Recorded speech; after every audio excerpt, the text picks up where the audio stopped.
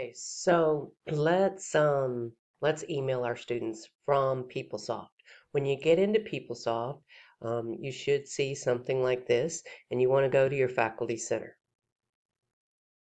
Now, once you pull up your Faculty Center, you should have your schedule of classes. If it's not on the current semester, you can change the term. But of course, mine is currently on fall 2018.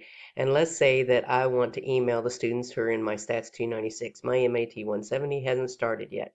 I'm going to click on this little group of people, the class roster. Now, for the moment, I'm just going to stop the recording so that I can cover up those students and not violate FERPA. So I clicked on my class roster and I see a screen that looks like this. All right, and down here are all of my students. You'll notice I've kind of covered them up with this document over here, but there is a box beside each one of them. Now, I don't really have to, if I want to email all of them, I don't have to put anything into those boxes. If I want to notify certain ones, though, I certainly need to put something into those boxes. Now, again, I'm going to turn off the recording for a second in order to move my screen down. I'm going to scroll down. Okay, so now that I've scrolled to the bottom of the screen, if I've chosen some of these boxes up here, I can notify the selected students. And when I click on that button, it's going to open an email. I'll be able to compose the email and send.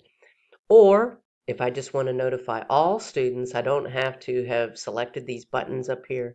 I'll just click on notify all students. Again, it's going to open an email and I can email all of the students at once.